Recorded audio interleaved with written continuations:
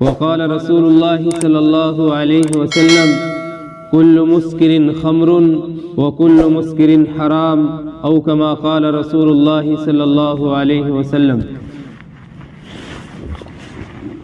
میرے محترم بھائیو، دوستو، بزرگو، جیسا کہ میں نے پچھلے جمعے میں بھی عرض کیا تھا کہ عرب والوں کے اندر جہاں بہت ساری اور دوسری بیماریاں تھیں، ان کے اندر ایک سب سے بڑی بیماری یہ تھی کہ وہ شراب کے بڑے عادی تھے، بہت زیادہ شوقین تھے، اور شراب کی حرمت نازل ہونے سے پہلے صحابہ اکرام رضی اللہ عنہم اجمعین نے بھی شراب پی تھی، لیکن جب شراب کی حرمت نازل ہو گئی تو اب کسی نے اس کے بعد ایک قطرہ بھی نہیں پیا۔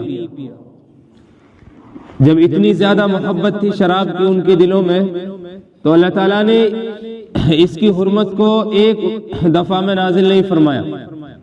اللہ تعالیٰ نے 3 مرتبہ جا کر مکمل شراب پر پابندی لگائی اور اس کی حرمت نازل فرمائی کہ آج کے بعد قیامت تک کے لیے شراب حرام کر دی گئی۔ حضرت عمر رضی اللہ تعالیٰ عنہ اللہ تعالیٰ سے دعا فرمایا کرتے تھے کہ یا اللہ، شراب کے بارے میں کوئی واضح اور صاف حکم نازل فرما دیجیے۔ کچھ صحابہ اکرام رضی اللہ عنہم اجمعین ایسے بھی تھے جنہوں نے نہ پہلے شراب پی نہ بعد میں شراب پی، یعنی جب پینا جائز تھا اس وقت بھی نہیں پی، جیسا کہ حضرت ابو بکر صدیق رضی اللہ عنہ، حضرت عمر رضی اللہ عنہ، یہ ایسے ہیں۔ اور بھی بہت سارے صحابہ اکرام تھے جنہوں نے نہ پہلے پی نہ بعد میں پی۔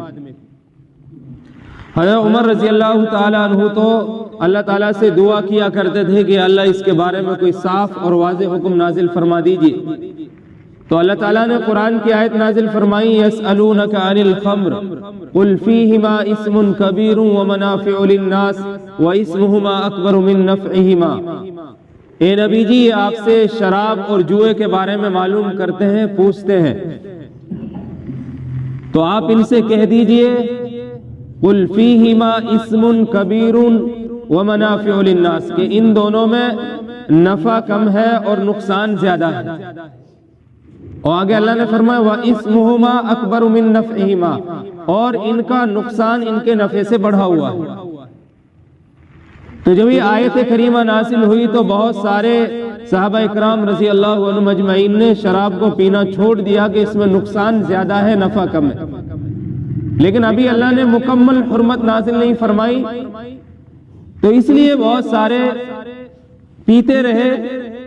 تو اللہ تعالیٰ نے دوسری آیت قرآن پاک کی نازل فرمائی۔ حضرت عمر رضی اللہ تعالیٰ عنہ دعا کیا کرتے تھے کہ اللہ اور صاف اور واضح حکم نازل فرمائے اس کے بارے میں۔ تو ایک مرتبہ کا واقعہ ہے، حضرت عبد الرحمن بن عوف رضی اللہ تعالیٰ عنہ نے سارے ساتھیوں کی دعوت کی، اونٹ کا گوشت بنایا، شراب کا دور چلا، سب نے شراب پی، مغرب کا وقت ہو گیا۔ حضرت علی رضی اللہ تعالیٰ عنہ کو امامت کے لیے آگے کیا گیا، انہوں نے نماز پڑھائی تو سورہ کافرون میں جہاں جہاں لا ہے اس کو ختم کر دیا۔ وَلَا أَنْتُمْ عَابِدُونَ مَا أَعْبُدُ، جیسے یہ ہے کہ بھئی لا اعبد ما تعبدون، میں اس کی عبادت نہیں کروں گا جس کی تم عبادت کرتے ہو۔ لا ہٹا دیا، یعنی میں بھی اس کی عبادت کروں گا جس کی تم کرتے ہو، اور جس کی تم کرتے ہو میں بھی اس کی عبادت کرتا ہوں۔ لا ہٹ گیا تو ترجمہ بالکل بدل گیا۔ تو اللہ تعالیٰ نے دوسری آیت کریمہ شراب کے بارے میں نازل فرمائی، یا ایھا الذین آمنوا لا تقربوا الصلاۃ وانتم سکارى حتی تعلموا ما تقولون، اے ایمان والو، نشے کی حالت میں نماز کے قریب بھی نہ جاؤ جب تک تمہیں خود یہ پتہ نہ چل جائے کہ تم زبان سے کیا کہہ رہے ہو، تمہیں خود اپنے بارے میں پتہ نہ چل جائے میں زبان سے کیا کہہ رہا ہوں، اس وقت تک تم نماز کے قریب بھی نہ جاؤ نشے کی حالت میں۔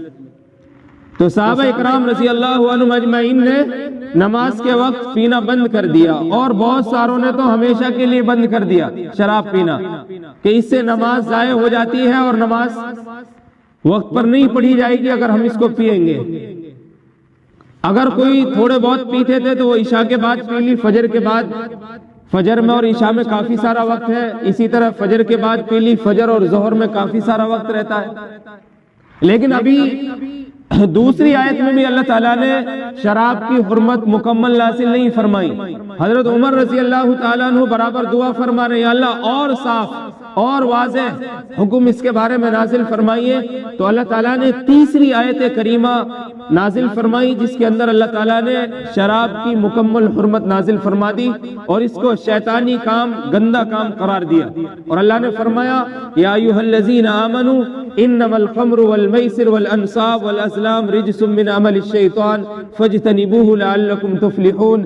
اے ایمان والو، یہ شراب، یہ جوا، یہ بت پرستی، یہ پانسے کے تیر، یہ گندے کام ہے، شیطانی کام ہے، ان کے قریب بھی نہ جاؤ لعلکم تفلحون، تاکہ تم کامیاب ہو جاؤ.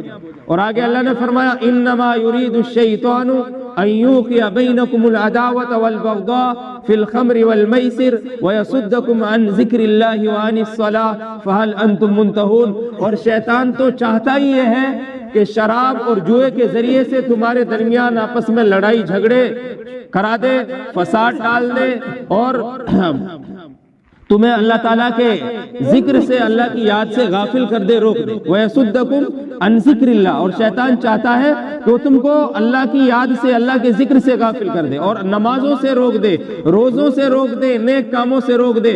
فَهَلْ أَنْتُمْ مُنْتَهُونَ. اللہ نے سوالیہ انداز میں معلوم کیا، پوچھا سب سے کیا تم ان ساری برائیوں سے، گندگیوں سے باز آؤ گے؟ شراب پینے سے باز آؤ گے؟ جوئے سے، سٹے سے باز آؤ گے؟ بت پرستی سے، پانسے کے تیروں سے باز آؤ گے؟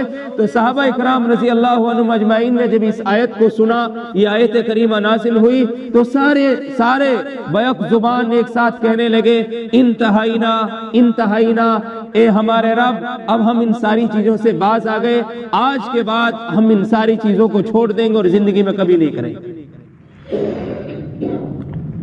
اب مکمل حرمت نازل ہو گئی اور اللہ کے نبی صلی اللہ علیہ وسلم نے حضرت علی رضی اللہ عنہ کو بلایا اور ان سے کہا کہ جاؤ مدینے کی گلیوں میں اعلان کر دو الا ان الخمر قد حرم، کہ لوگوں سن لو شراب حرام ہو چکی ہے.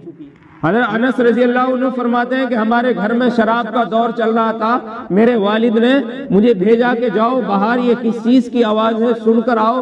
تو میں نے سنا کہ آواز لگانے والے آواز لگا رہا تھا کہ شراب حرام ہو چکی ہے. میں اندر گیا، میں نے اپنے والد صاحب سے کہا کہ شراب کی حرمت کے بارے میں اعلان ہو رہا ہے. تو حضرت انس رضی اللہ عنہ فرماتے ہیں کہ جس کے منہ میں شراب تھی اس نے کلی کر دی، اور جس نے شراب گلاس میں لے رکھی تھی اس گلاس کو پھینک دیا، اور جو سراہی میں شراب بھری ہوئی تھی ان سراہیوں کو توڑ دیا. یہ تھی اطاعت. جیسے ہی اللہ کی طرف سے حکم آیا کہ یہ چیز حرام ہے، حالانکہ صحابہ کرام کے دلوں میں بڑی محبت تھی شراب کی، شراب پیتے تھے اور قیمتی شراب پیتے تھے، لیکن جب اللہ کا حکم آیا تو چھوڑ دیا. اللہ کے لیے اپنی خواہشوں کو، اللہ کے لیے اپنی چاہتوں کو قربان کر دیا کہ نہیں، اب وہ ہوگا جو اللہ چاہتا ہے، اللہ کا رسول چاہتا ہے. ایک صحابی، انہوں نے اپنا سارا سرمایہ، ساری پونجی اور سارا مال لگا دیا. وہ تجارت کیا کرتے تھے، شراب کا کاروبار کیا کرتے تھے. ملک شام جب وہاں کی شراب مشہور تھی، وہاں سے شراب کو خرید کر لاتے تھے اور مدینے میں آ کے بیچتے تھے. ایک تاجر آدمی، اس کو پتا ہوتا ہے کہ بھئی مجھے کہاں لینا ہے، کس کو دینا ہے، اس کے کیا کیا ارمان ہوتے ہیں. وہ پورے قافلے کے ساتھ گیا، اونٹوں کا قافلہ، ان پر مٹکے، وہاں سے شراب خریدی اور شراب کو لے کر سارا قافلہ جب مدینے کی بارڈر پر پہنچا تو ان کے کان میں آواز پڑی الا ان الخمر قد حرم، لوگوں سن لو کہ شراب حرام ہو چکی ہے.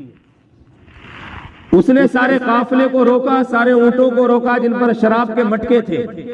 وہ اللہ کے نبی صلی اللہ علیہ وسلم کے پاس آئے اور اللہ کے نبی صلی اللہ علیہ وسلم سے کہا یا رسول اللہ، میں نے ابھی ایک آواز سنی ہے، ایک اعلان سنا ہے کہ شراب حرام ہو چکی ہے، اور میں آپ سے وعدہ کرتا ہوں میں زندگی میں کبھی شراب پینا تو دور کی بات، ہونٹوں کے قریب بھی نہیں لاؤں گا.